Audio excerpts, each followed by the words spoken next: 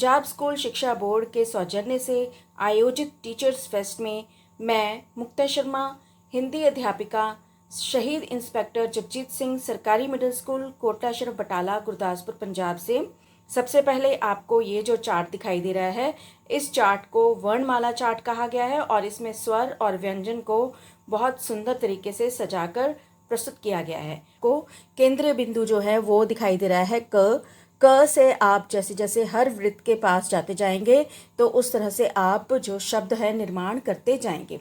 तो विद्यार्थी इसमें बहुत रुचि लेते हैं और बहुत आसानी से, क्योंकि अब उनको वर्ण की पहचान हो चुकी है, व्यंजनों की पहचान हो चुकी है, तो वो साधारण 3 वर्णों वाले जो शब्द हैं उनका निर्माण कर पाते हैं। जैसे कि एक उदाहरण मैं आपको दे देती हूँ, जिस तरह से क म र क थ न क ह र, इस तरह से वो इसका प्रयोग करते हुए छोटे छोटे शब्द जो हैं उनको बनाना सीख जाते हैं।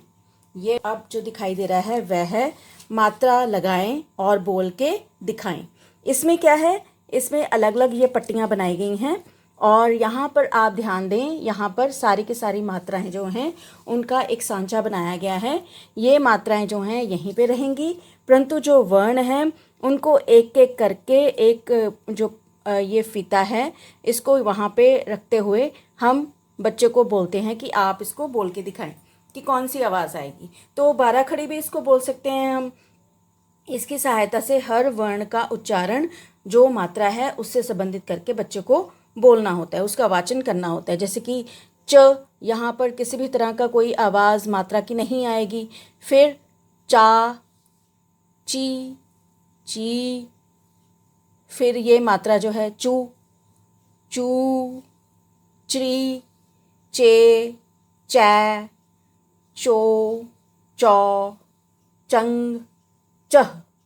तो इस तरह से वो किसी भी वर्ण की सहायता से जो है, इसी तरह से त का प्रयोग किया जा सकता है, इसी तरह से श का प्रयोग कर सकते हैं।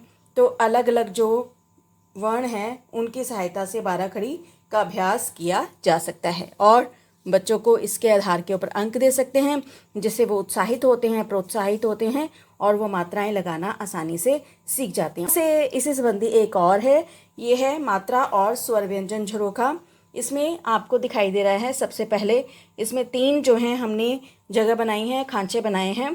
पहला जो खांचा है वो क्या है, उसमें अ और उसके नीचे जो मात्राएं हैं वो आपको दिखाई देती जाएंगी। तो जैसे अ की कोई मात्रा नहीं होती, आ की मात्रा, बड़े आ की मात्रा, छोटी ई की मात्रा, बड़ी ई की मात्रा, छोटे ऊ की मात्रा, बड़े ऊ की मात्रा, इसी तरह से री की मात्रा, ए की मात्रा, ए की मात्रा, ओ की मात्रा और औ की मात्रा, अंग और अह की मात्रा। इस तरह से वो मात्राएं जो हैं उनका फिर से एक बार पुनरावृत्ति कर पाते हैं। और इसी तरह से हम अगर आते हैं यहाँ पर, ये जो मात्रा है यहीं पे रहेगी, परंतु जो ऊपर के वर्ण हैं उनको हम बदलते जाएंगे, जिसके कारण क्या है कि वो विद्यार्थी जो हैं इनका भी पाठन जो है वो कर सकते हैं, इनका भी वाचन कर सकते हैं। ये सारे वर्ण जो हैं, व्यंजन सारे के सारे यहाँ पर दिखाई दे रहे हैं, तो इनका व्यंजन जो है इनका भी वाचन यहाँ पे आसानी से को सिखाने के बाद ये जो है घूमो घुमाओ खोजो शब्द। इसमें क्या है कि जैसे टेलीफोन, पुराना टेलीफोन होता था उसमें हम डायल की तरह घुमाते हैं, तो इसको भी हमने डायल की तरह घुमाना है। विद्यार्थी घुमाते हैं और जो शब्द उनके सामने आता है उसको फिर उसका उच्चारण करते हैं। इसी तरह से अगले डायल में क्या छिपा है, अगले डायल में करम।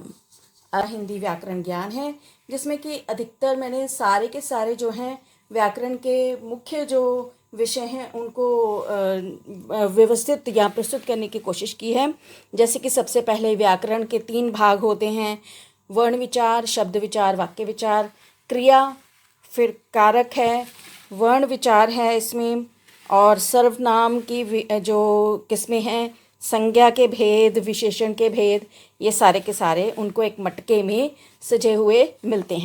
मैं पंजाब स्कूल शिक्षा बोर्ड का बहुत बहुत धन्यवाद करना चाहूँगी जिन्होंने ये मौका दिया टीचर्स फेस्ट में हमें इस तरह से चार्ट और मॉडल्स आगे प्रस्तुत करने के लिए। नहीं तो ये मेरे स्कूल तक ही रहने थे और मुझे खुशी है कि ये अब आप सब तक पहुँच रहे हैं। बहुत बहुत धन्यवाद।